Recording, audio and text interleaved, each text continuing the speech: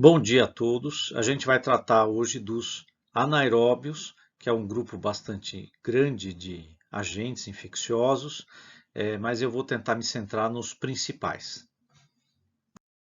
Tá? E aqui o nosso roteirinho para vocês se localizarem durante toda a aula, né? Eu tenho aqui o primeiro tópico, eu vou falar só uma pequena revisão sobre metabolismo, né, para a gente entender a anaerobiose. Depois eu vou dar uma visão bem geral sobre os anaeróbios relevantes para a gente. E aí eu já vou passar para os grupos, que é o filé mignon da aula, né? Que é o grupo dos gram-positivos anaeróbios esporulados, os gram-positivos anaeróbios não esporulados, né? E os gram-negativos anaeróbios, né? E aí em cada grupo a gente tem uma série de agentes diferentes. Tá? Essa é mais uma daquelas aulas em que a gente vai ter que colocar a tanga no elefante, tá ok? E aqui eu mostro alguns deles, né? O gênero Clostridium, que é o mais importante da aula inteira, né? É um gram-positivo anaeróbio esporulado. Dos gram-positivos não esporulados, eu tenho aqui 4 gêneros, né? Actinomyces, Peptostreptococcus, Propionibacterium, Mobiluncus. E nos gram-negativos eu tenho esses aqui, Bacteroides, Fusobacterium, Porphyromonas, Prevotella, Veillonella. Tá? Então, durante esses 3 itens aqui, a gente vai passar por esses agentes aí, fazer um longo passeio. Tá?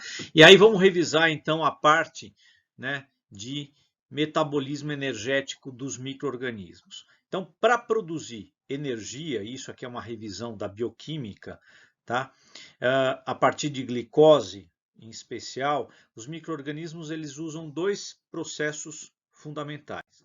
Um deles é a respiração celular e o outro é a fermentação, né? Reparem que a gente está falando aqui de respiração celular e não a respiração fisiológica normal do corpo humano, né?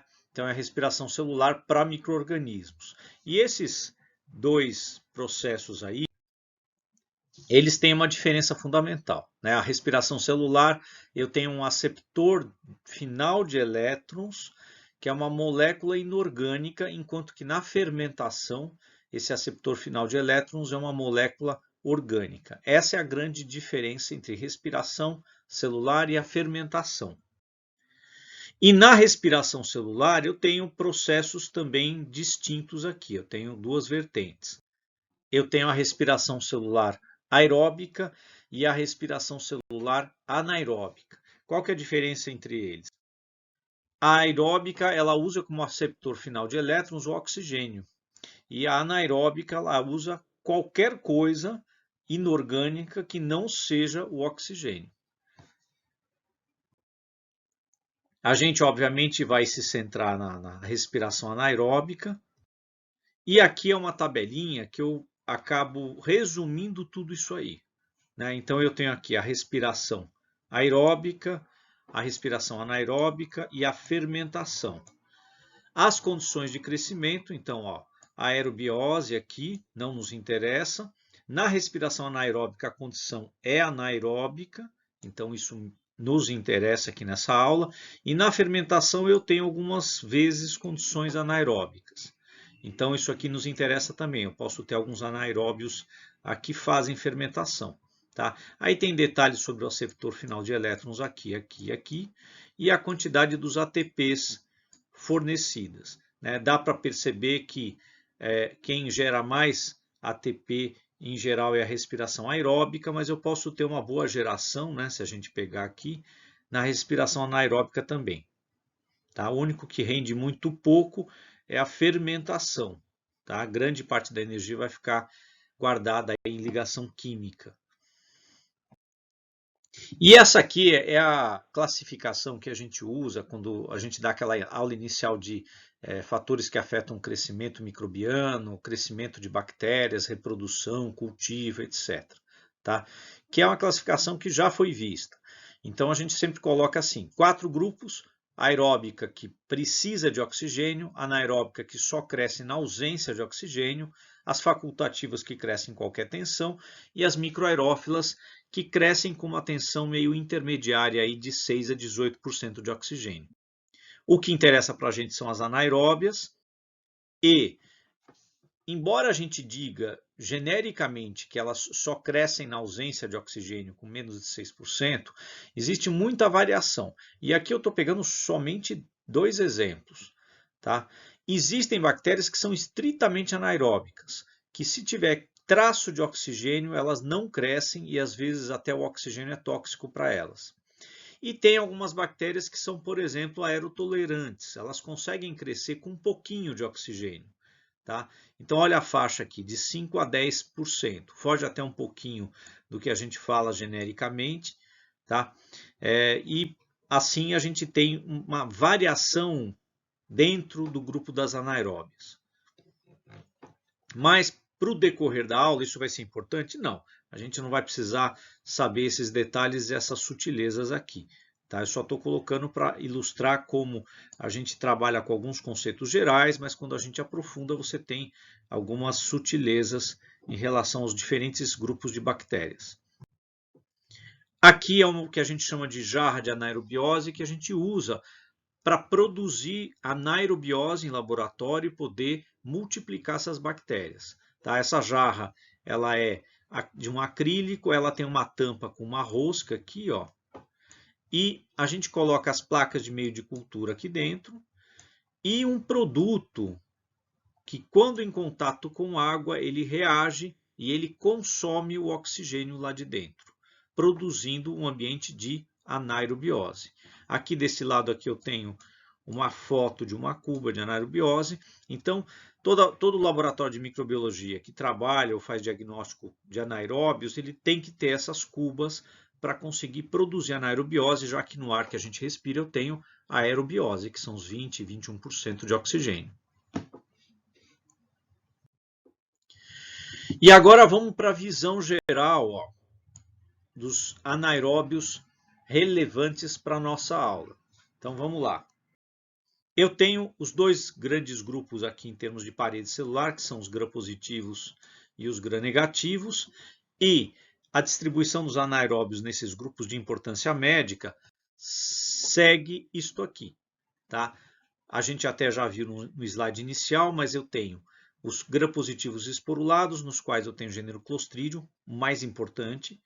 Os não esporulados, eu tenho Peptostreptococcus, Actinomyces propionibacterium mobiluncus, e os gram-negativos, e aí não tem esporo, tá? É só gram-negativo. Então, bacteroides, Fusobacterium, Porphyromonas, Prevotella e Veillonella. Tá? Então, isso aqui a gente repassa um pouquinho a visão geral dos anaeróbios relevantes dentro da área médica. E nós vamos começar com o gênero mais importante de todos, para aproveitar aí a energia de vocês, que é o gênero Clostridium. E o gênero Clostridium, por que ele é importante para nós? Ele causa uma série de doenças famosas: tétano, botulismo, as famosas gangrenas gasosas e uma série de quadros de diarreias e enterocolites necrosantes. Tá? Principais características gerais do gênero Clostridium. Tá? São bastonetes, gram-positivos anaeróbios e esporulados. Tá? Então, isso já está meio que implícito aí pelo contexto da aula. São incapazes de reduzir sulfato ou sulfito, isso aí é traço característico do gênero. Tá? E um detalhe que eu considero importante para a gente entender as doenças aí causadas por eles é o hábitat que essas bactérias têm. Elas são amplamente disseminadas pelo ambiente e no trato gastrointestinal dos animais, né? Em animais incluindo o ser humano também. Então, quando a gente entende que elas estão amplamente disseminadas, a gente consegue entender quais são as fontes de infecção para essas doenças. Outra característica dos clostrídeos é que eles são grandes produtores de gás. Tá? Isso a gente observa quando, por exemplo, pessoas ou animais morrem dentro da água e primeiramente afundam, porque entra água nos pulmões, vocês sabem disso, Mas depois de um tempo, o corpo flutua, e quando ele flutua, ele está inchado, e esse inchaço é de gás, né? Então, o gás forçou o corpo a flutuar, e geralmente quem que produz o gás ali são os clostrídios. Eu tenho muitas outras bactérias que produzem gás, é bom que se saiba, tá? Mas os clostrídios são os considerados primeiros invasores pós-mortem que a gente tem. Então, assim que um animal, uma pessoa morre, essas bactérias começam, justamente por conta da queda da oxigenação dos tecidos, a crescer, e alguns deles crescem muito bem e produzem muito gás. E aí esse gás ele fica aprisionado ali nos tecidos e faz o corpo flutuar. E aqui eu coloquei um outro exemplo que é importante e vai ser relevante daqui a pouco, que é uma lata de alimento inchada. Então, uma lata de alimento supostamente contaminada por clostrídios, a bactéria cresceu ali dentro, numa condição de anaerobiose, produziu gás e a lata ficou estufada. Tá? Quando vocês encontrarem qualquer coisa assim, jamais comam esse alimento, porque isso é indicativo de crescimento bacteriano, com o risco de ser Clostridium, que está relacionado a algumas doenças como o botulismo, que a gente vai ver daqui a pouco. Aquilo que eu acabei de falar, eles são os primeiros contaminantes pós-mortem, né? E são grandes produtores, os clostrídios, de toxinas e enzimas, tá? Com uma série de implicações. E aí, quais são os clostrídios que a gente vai ver agora como subgrupos aqui? Essa é uma divisão didática que eu gosto, que divide todos os clostrídios em neurotóxicos e histotóxicos, né? Então, o próprio nome é autoexplicativo, né? Os neurotóxicos eles vão produzir toxinas com ação em sistema nervoso, em inervação periférica, e os histotóxicos eles são produzir enzimas e toxinas extremamente destruidoras para tecidos em geral. Então a gente vai ter grandes e importantes doenças de tecidos moles causadas pelos clostrídios histotóxicos. E aí eu só tenho essas três espécies que eu vou falar: o tetane do tétano, o botulinum do botulismo e o clostridium perfringens. Vamos começar aqui pelo tétano, né, que é o Clostridium tetani, o agente. Tá? Hábita amplamente disseminado, como a gente já falou, para os clostrídios de forma geral. A via de infecção do tétano ela é bem conhecida, é por traumatismo. Então, como a bactéria está no ambiente, qualquer material perfuro-cortante ele pode introduzir a bactéria nos tecidos de uma pessoa. Tá? E o grande fator de virulência do Clostridium tetani é a tétanos plasmina, que é uma toxina. Tá? A tétanos plasmina, qual que é o efeito dela? Né? Ela vai inativar proteínas que regulam a liberação de neurotransmissores inibitórios. Então, repare, a toxina ela interfere na inibição e, portanto, os músculos eles vão entrar em contração e não vão conseguir relaxar, tá? Então eu vou ter o que a gente chama de uma paralisia espástica, que é o que está aqui embaixo, tá? Então o quadro de tétano ou tetania, ele envolve paralisia espástica, que é uma contração da musculatura, uma contração involuntária, irreversível em alguns casos, em que você tem espasmos musculares e a musculatura vai ficando tensa e não relaxa mais. Tá? Aqui o quadro clínico tetania, contração sem relaxamento. E aqui um esqueminha para mostrar o tétano. Né? Eu desenhei esquematicamente aqui um sujeito pisando num prego, né? Mas é bom que se saiba que não é com prego só que a gente pega tétano. Qualquer objeto perfuro cortante que está contaminado com Clostridium tetani, ele é passível de servir para introduzir o agente.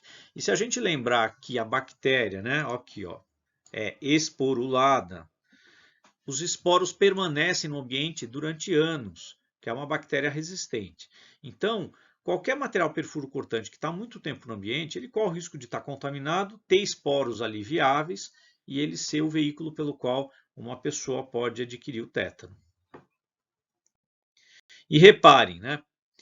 aqui o que eu acabei de falar, material perfuro cortante contaminado com os esporos, e eu tenho uma infecção, porque a bactéria penetra no tecido, vai crescer no tecido e vai produzir toxina no tecido. Como o tetânia ele é dos neurotóxicos, a característica dele qual que é? Ele não é muito invasivo, então ele pode até ficar circunscrito aqui ao local em que ele foi inoculado, mas o problema não é esse, não é ele crescer muito ou pouco, é ele produzir a toxina, porque aí a toxina vai se espalhar pelo corpo e vai produzir os sinais clínicos, tá? E ela vai ter a ação neurotóxica.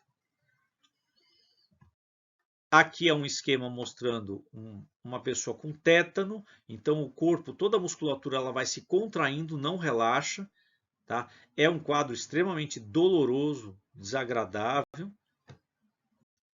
Um dos sinais do tétano é a contração de toda a musculatura, mas a contração da musculatura da face ela acaba produzindo esse quadro que chama riso sardônico, né? Então a pessoa não consegue mais relaxar a musculatura da face e as pessoas começam a ter espasmos musculares. Então alguns estímulos ambientais disparam grandes espasmos musculares.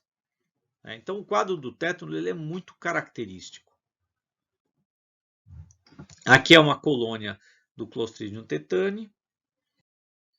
E aqui é o aspecto dele na microscopia. Ele é uma bactéria esporulada. Essa bolinha que vocês estão vendo aqui na ponta é o esporo, tá? E o esporo do tetani ele é terminal, né? Então a bactéria fica parecendo uma raquete de tênis ou um fósforo. E como que a gente faz o diagnóstico do tétano? Basicamente o tétano ele tem um diagnóstico clínico, né? Então é a apresentação clínica porque o quadro é muito característico. É possível fazer alguma coisa em termos microbiológicos?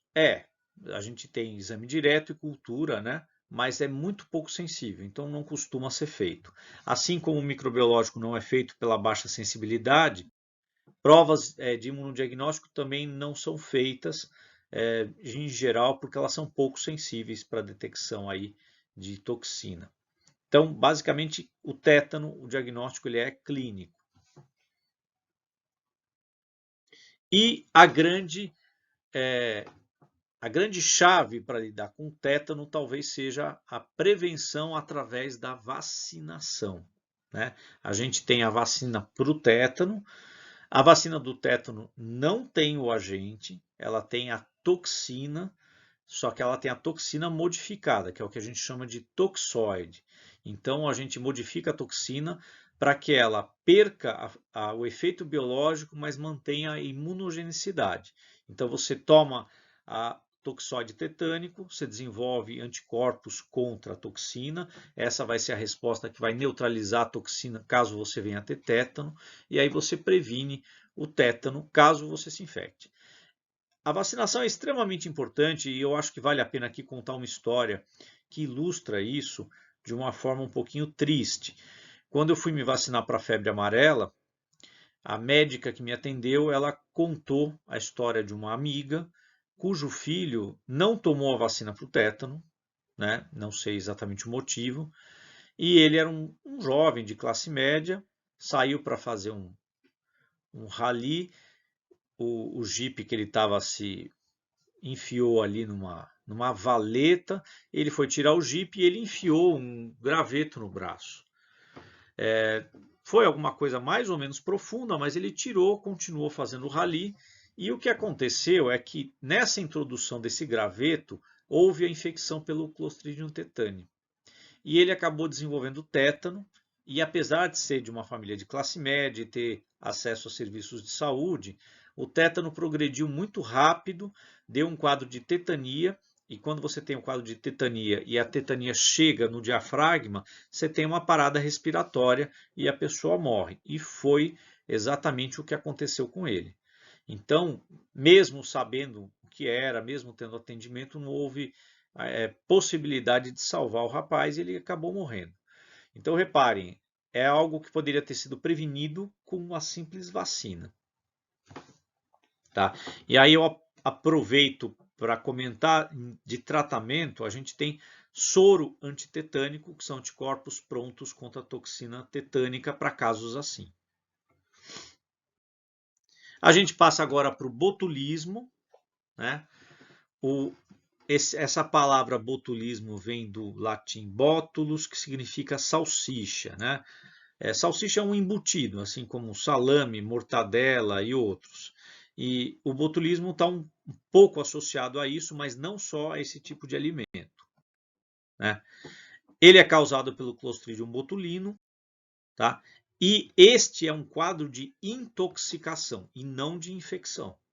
Portanto, as pessoas elas não vão se infectar pelo Clostridium botulino, mas elas vão comer um alimento no qual o Clostridium botulino cresceu e produziu toxina. Então, por isso que a gente diz que eu tenho toxina pré-formada nos alimentos. Tá? Claro que esse alimento ele tem que ficar sob uma condição de anaerobiose, sob certa temperatura, para possibilitar o crescimento do Clostridium botulino. Né? E é claro, eu também tenho que ter a contaminação da comida por ele. Tá? Essa toxina, para nossa sorte, ela é termolábil. Então, alimentos que têm toxina botulínica, se eles forem aquecidos, tá, a 80 graus por vários minutos, você inativa a toxina. Muito diferente do que a gente viu para estafilococos, né, que a toxina é termorresistente. Aqui a toxina é termolábil. E a ação dela é oposta à do tétano, ela tem uma ação neuroparalítica. Tá? E é considerada uma das toxinas mais potentes que a gente conhece. 1 miligrama consegue matar 120 milhões de ratos. Tá? Só para vocês terem uma ideia. A gente tem 7 tipos dela. Eu coloquei aqui a título de curiosidade: A, B, C1, C2, D, E, F e G. Os mais importantes são esses daqui para seres humanos. Tá? O A, o B, o E e o F. E como que a toxina botulínica age? Ela age primariamente inativando uma série de proteínas que regulam a liberação da acetilcolina.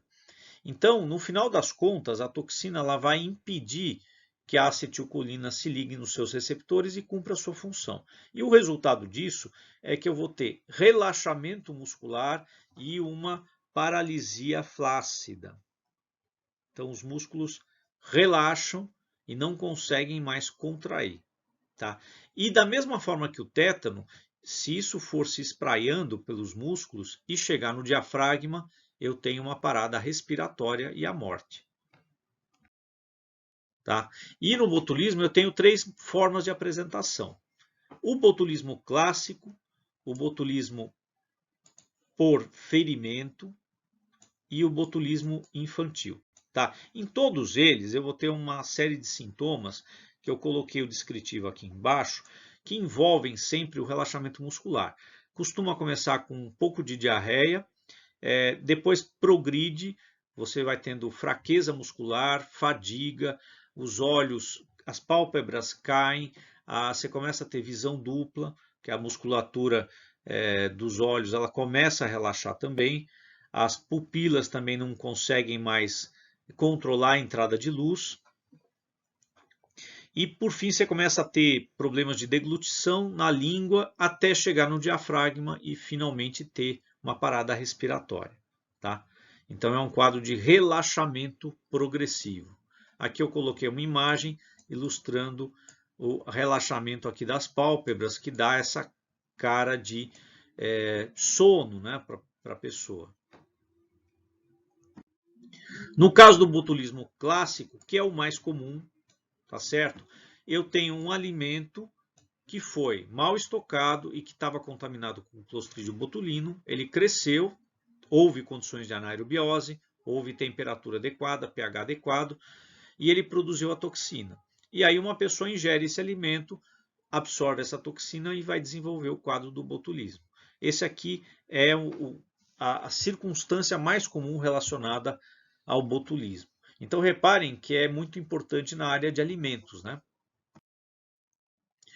O botulismo por ferimento, ele é muito raro, até destaquei aqui, né? Coloquei aqui uma imagem também de um ferimento para ilustrar como ocorre. Muito raramente, muito circunstancialmente, alguma pessoa pode ter um traumatismo e ter a inoculação do Clostridium botulino. E aí, de forma um pouco paralela, ele não consegue se espalhar, ele não é uma bactéria invasiva. Mas onde ele cresce, ele produz a toxina, e é a toxina que vai fazer o estrago, provocando a paralisia flácida no sujeito. E a gente tem aqui o botulismo infantil. Ele afeta crianças de até 2 anos de idade, tá? E reparem como ele é diferente. É por ingestão, só que é uma infecção, ó, infecção seguida de intoxicação. É um pouco parecido com o botulismo por ferimento, mas aqui eu não tenho trauma mecânico, eu tenho a ingestão da bactéria. Então tem um recém-nascido que ingere algum alimento contaminado pelo Clostridium botulino, ele vai conseguir produzir a infecção lá no trato intestinal dele, vai produzir a toxina que vai ser absorvida e vai promover o quadro do botulismo na criança. O principal alimento relacionado com o botulismo infantil é o mel. Então, olha que interessante. O mel é um produto que está relacionado com 1/3 dos casos de botulismo infantil.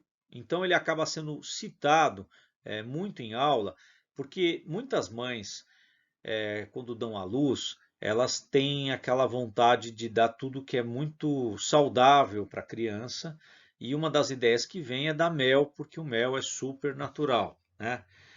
Acontece que o mel, a forma como ele é produzido pelas abelhas, ele sofre contaminação pelo Clostridium botulino, ou pelo néctar, pólen, pela cera, pelas abelhas passeando por aí, ou pelo próprio apicultor que manipula esse mel. Então a gente tem alguns dados que dizem que 15% do mel do mercado está contaminado com Clostridium botulino. E aí, olha o risco, né, de você dar o mel para um recém-nascido, né? A margem de segurança que a gente coloca é até 2 anos, mas é em especial para recém-nascidos. Tá? E aí eu lembro uma coisa que eu gosto de falar em aula, né? Não é porque algo é natural que vai fazer bem, né? Então, esse caso do mel ilustra muito bem isso. Você vai dar mel, que é um produto da abelha, ok, mas você corre o risco de produzir botulismo no seu filho. E aí eu vou deixar aqui uma pergunta para a gente discutir na aula síncrona, mas para que vocês pensem. Por que criança com menos de 2 anos tem botulismo por via oral e os adultos não? Pensem bem nessa resposta, não é tão simples como parece, tá? E aí a gente discute na aula síncrona. E aqui só uma complementação, né? No caso do botulismo, são principalmente os alimentos caseiros, tá? Muito mais que os industrializados que têm sido associados ao botulismo. Então, novamente, aqui aquela ideia romântica de vou fazer alimentos em casa, tudo muito natural.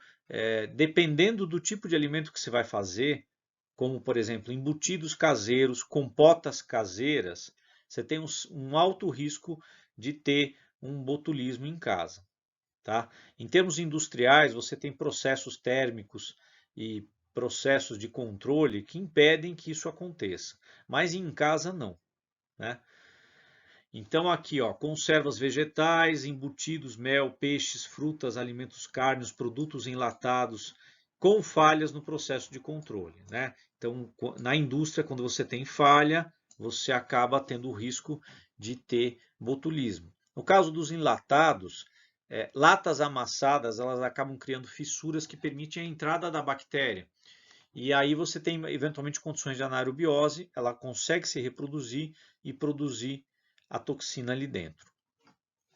As condições para a produção da toxina botulínica envolvem bastante água, atividade de água alta, vai de 0 a 1, a gente tem aqui 0,94, cresce numa ampla faixa de pH.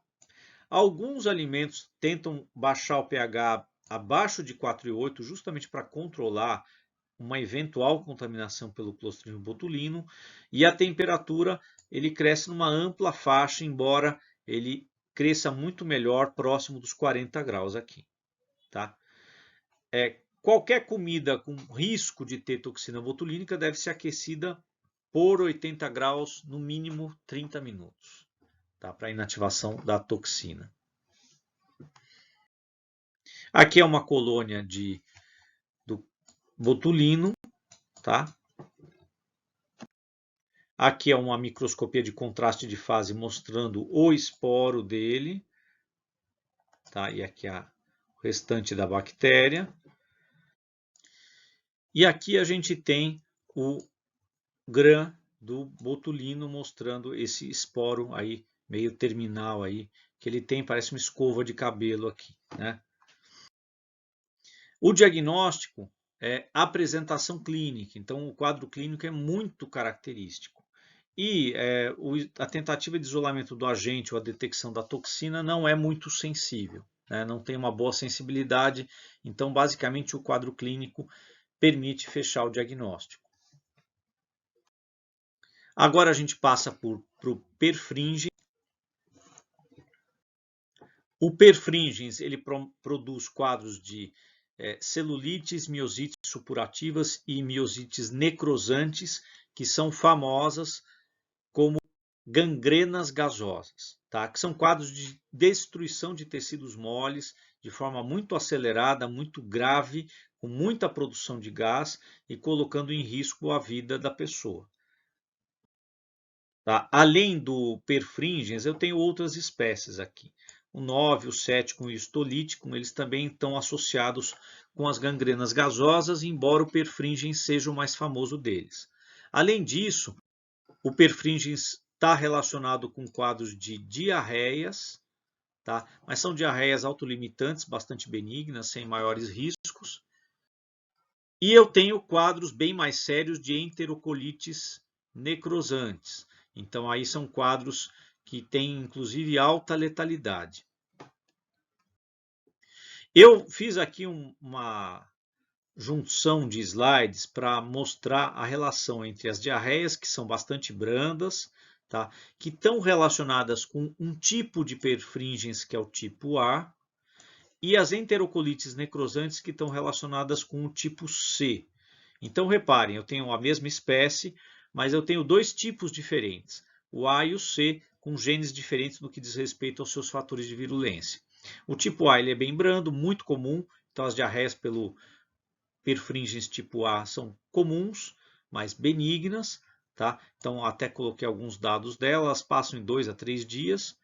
São as condições alcalinas do intestino delgado que induzem a esporulação e a produção de toxina por ele. Tá? E o tipo A, ele, embora cause uma diarreia branda, ele está relacionado com quadros sérios quando ele envolve tecidos moles, quando ele é introduzido por trauma em tecidos moles. O tipo C, além de também produzir as gangrenas, como está aqui, eu tenho essa enterocolite necrosante. E olha a taxa de letalidade da enterocolite necrosante, 50%. Tá? Então é uma doença extremamente grave. Essa enterocolite necrosante é produzida por uma toxina que eu já vou falar, que é a toxina beta. Tá? Curiosidade, né? Essa toxina beta ela é inativada pela tripsina, né? Mas um alimento ele inativa a tripsina, que é a batata doce. Então, eventualmente, comer batata doce junto com um alimento contaminado pelo Clostridium perfringens tipo C pode ser um mau negócio. Tá? Vai facilitar o estabelecimento do quadro. E aqui alguns dados gerais do perfringens. Ele é imóvel, tá? Produtor de hemolisinas, produtor de uma enterotoxina, que é essa que eu citei, que dá as diarreias. Tá? As toxinas produzidas por ele ganham letras gregas, alfa, beta, eta e iota, e a combinação delas permite a divisão em 5 tipos diferentes, tá? de quadros clínicos. Como eu falei, a toxina mais importante é a beta, que produz aquele quadro de enterocolite necrosante. Tá? E aí vejam o efeito dela, né? Ela dá uma estase e uma necrose entérica. Aqui uma imagem de uma celulite por Clostridium, que é quando você tem infecção de tecidos mais profundos da pele, mas sem comprometimento sistêmico. E aqui um quadro de gangrena gasosa, que é um quadro bem mais grave, você tem necrose e você começa a ter comprometimento sistêmico da pessoa. E vocês perceberam, como é um Clostridium que está no ambiente muito disseminado e a entrada dele é por trauma, né? Então você tem a introdução do agente nos tecidos e a partir daí ele começa a produzir uma série de enzimas e toxinas que matam o tecido em volta e vão construindo o caminho para ele continuar crescendo. Por quê? Porque ele precisa de anaerobiose. Então, a lesão inicial, ela produz um certo grau de morte celular. Obviamente, eu tenho, além da morte celular, uma queda na oxigenação e um microambiente propício para ele crescer. Ele cresce nesse microambiente, mas ele precisa continuar crescendo. O que ele faz? Ele produz enzimas e toxinas extremamente lesivas, mata o tecido em volta. A partir do momento que esse tecido morreu e tem baixa oxigenação, ele cresce nesse tecido adjacente. E assim sucessivamente. Então, o quadro das gangrenas ele é progressivo e pode ser bastante rápido. Tá? E como eles são grandes produtores de gás, e alguns desses produtos são extremamente um cheiro fétido, né? Então as gangrenas gasosas são quadros em que você tem muita destruição tecidual progressiva e produção de gás, tá? E um cheiro muito ruim. Né? Os Clostridium são bactérias putrefativas, né? Assim como os proteus também. Aqui é uma placa de agar-sangue mostrando a hemólise, que é a hemolisina é um dos fatores de virulência dele. Tá? E aqui é um gram dele, e se vocês repararem, tem alguns bastões gram positivos e outros gram negativos. Então, o perfringens ele tem uma instabilidade em relação ao gram. Embora ele tenha a parede celular de gram positivo, a impregnação da coloração é um pouco instável, então você sempre encontra alguns bastões que estão com uma coloração mais para o rosa. Tá? Então, é característico do perfringens essa instabilidade. E aí eu passo para o Clostridium difficile, que a gente já tratou lá na aula de microbiota, vocês lembram, né? São diarreias associadas ao uso de antibióticos. Eu vou ser muito breve aqui no difficile, tá? Eles causam diarreias brandas, porém persistentes, tá? Pode dar uma colite pseudomembranosa grave. É uma infecção pós-antibiótica, tá? Então, lembrando, o difícil ele é encontrado em 20, 30% das pessoas. Pessoas hospitalizadas com tratamento com antibiótico prolongado de amplo espectro tendem a destruir a sua microbiota e essas drogas não afetam o difícil porque ele é esporulado. Então ele acaba ficando meio que num ambiente sem concorrência e isto é ótimo para ele, porque aí ele consegue crescer à vontade. Tá? Então, o quadro do difícil ele ilustra bastante bem a importância da microbiota para nós. Tá? Esses quadros, se for necessário fazer um diagnóstico, é a demonstração por imunoensaio da toxina nas fezes. Eu acho que uma das coisas que eu gosto de salientar aqui é o seguinte: os clostrídeos, de forma geral, eles são muito sensíveis à competição. Aqui no caso do difícil, o fato de você usar antibióticos acaba destruindo a concorrência e facilitando o estabelecimento dele. É uma coisa muito análoga ao que a gente tem com os alimentos caseiros. Quando o pessoal faz embutido e compotas caseiras, aquece essas coisas a uma alta temperatura que é insuficiente para matar esporo, mas é suficiente para matar a forma vegetativa. Então, o que você está fazendo?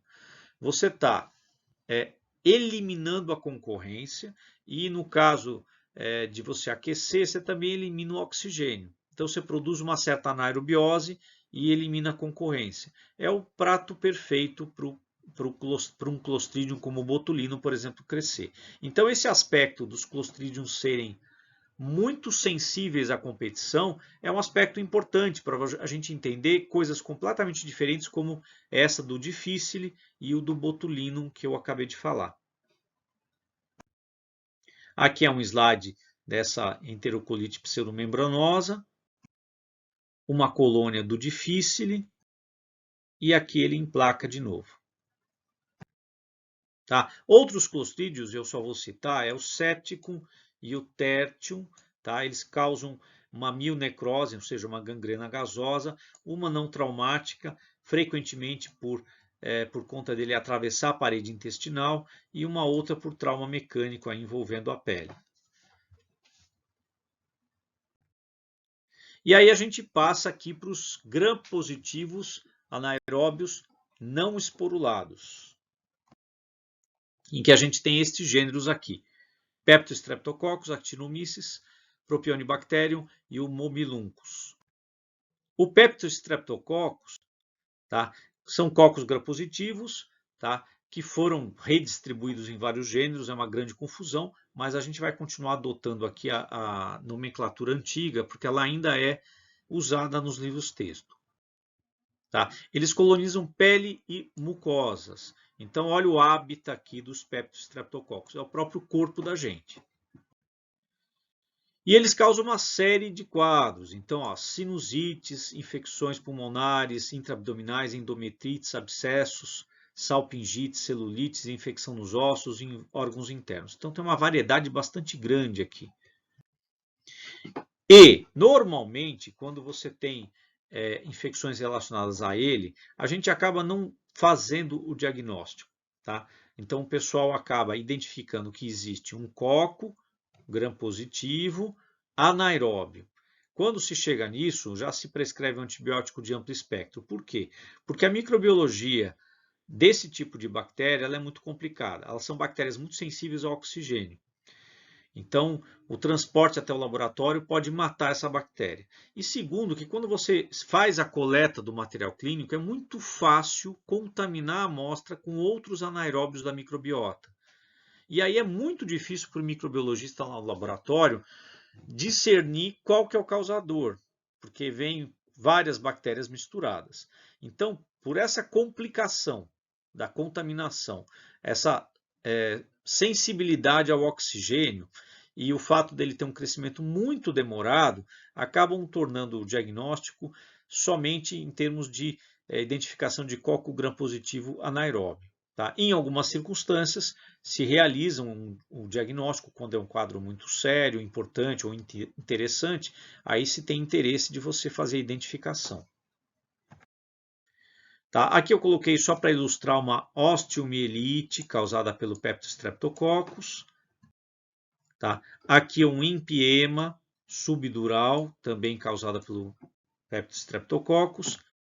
E aqui um abscesso no cérebro de um paciente que tinha HIV pelo Peptostreptococcus. Tá? Só para ilustrar 3 casos diferentes. O gênero Actinomyces é uma bactéria filamentosa, aliás, esse myces do nome quer dizer fungo, tá? E ele produz doenças crônicas que se arrastam no tempo, que se desenvolvem muito lentamente. Tá?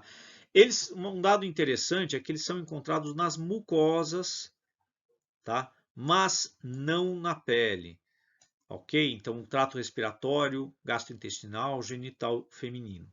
Tá? São bactérias oportunistas, vão entrar por trauma também, como muitas outras que a gente está vendo aqui. Produz uma lesão granulomatosa com a formação de grãos. Isso aqui é algo que a gente vai voltar a ver em uma aula posterior. E, geralmente, a identificação é feita em termos de gênero, em nível de gênero. E as dificuldades de diagnóstico são muito semelhantes aos Peptostreptococcus. Né? É uma bactéria muito sensível, ela está na microbiota junto com outras, é muito difícil você evitar contaminação e depois fica difícil de você discriminar quem que é o agente etiológico de fato. Tá? Aqui é uma imagem de uma colônia e aqui uma microscopia mostrando o aspecto filamentoso do Actinomyces. Tá? E aqui uma lesão na mandíbula causada por Actinomyces. Tá? Ela fistulizou aqui, causada por ele.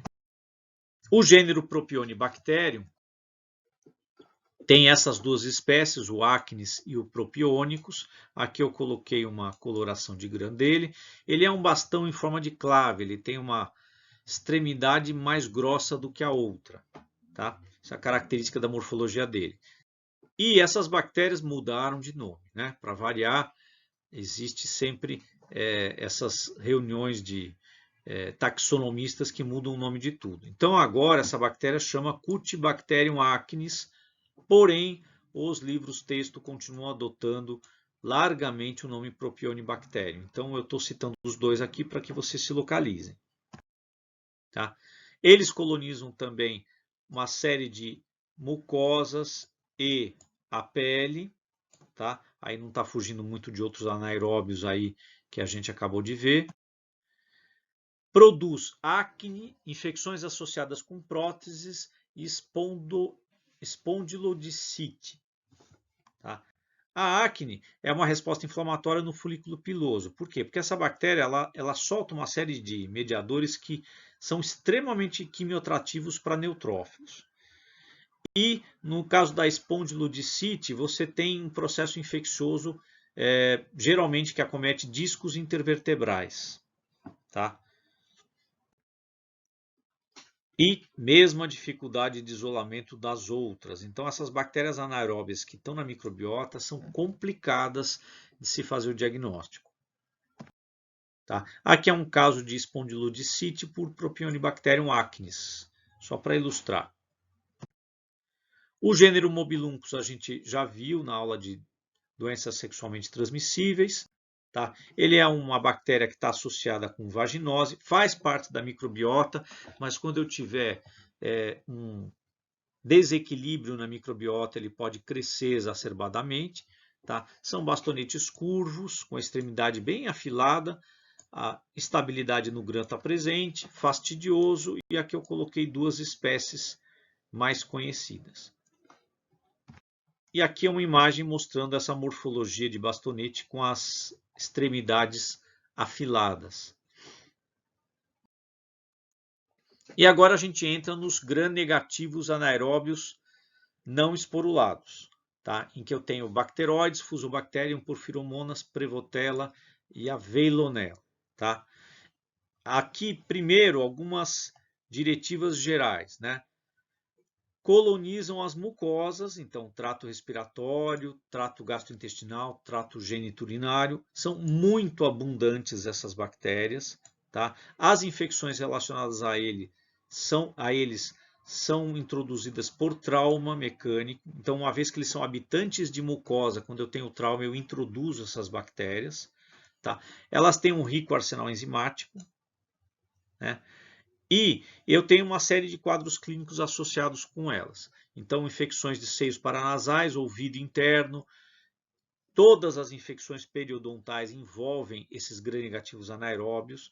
Posso ter abscessos no cérebro, intraabdominais, infecções ginecológicas, septicemias, gastroenterites, infecções de pele e tecidos moles e assim por diante. Então tem uma pleiade aqui de quadros diferentes causadas por esses agentes. E eles sempre são introduzidos por trauma. E outra característica muito típica, né?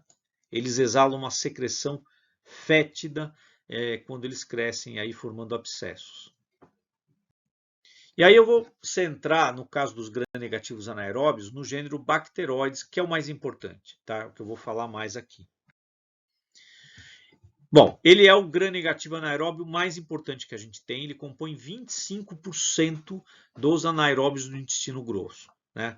É uma das bactérias mais abundantes do intestino. Então é interessante a gente pensar que a gente teve a aula das enterobactérias, que são gram-negativas, só que são facultativas, mas eu tenho muito mais bacteroides do que enterobactérias. Ele é um dos agentes mais comuns de infecções intraabdominais, tá? Que acabam se estabelecendo por conta de cirurgias nessa região, ou por traumas, ou por neoplasias. Tá? E é o anaeróbio mais associado com septicemias. 40% das septicemias por anaeróbio são de bacteroides. Então essa aí é uma bactéria que tem relevância. A gente não pode deixar passar em branco, falar um pouquinho do bacteroides. Ele é pleomórfico, cresce rapidamente em cultura. O LPS dele tem pouco ou nenhuma atividade endotóxica, eu achei isso interessante. E aqui alguns fatores de virulência: cápsula, fímbrias, ácidos graxos de cadeia curta que interferem em fagocitose e tem uma toxina enterotoxigênica. Então, eu tenho eventualmente alguns quadros de diarreia associada a bacteroides. E aqui é uma imagem dele, bastãozinho gram-negativo, pleomórfico. A gente consegue ver que tem algumas formas bem grandes e outras menores, evidenciando o pleomorfismo dele. Tá? E aí a gente tem os outros gêneros, Fusobacterium, Porphyromonas, Prevotella, Veillonella. Vamos repassar todos eles? Não. Eles causam quadros relacionados àquele geral que eu disse no início, então eu não vou parar e falar um pouco de cada um deles, não. Tá? Mas eles estão aí registrados. E por fim, a gente passa para o diagnóstico, um geral de diagnóstico dos gram-negativos anaeróbios, passa aí pelo tripé, exame direto, cultura e bioquimismo. E os mesmos problemas que eu já citei antes para outros anaeróbios a gente encontra aqui. Problemas de contaminação de amostra, problema de sobrevivência durante o transporte. Tá? E também exigência de meios muito ricos ou suplementados. Então isso torna a microbiologia dos anaeróbios muito mais complicada, muito mais delicada e difícil do que, por exemplo, por outras bactérias, como é o caso das enterobactérias. Tá?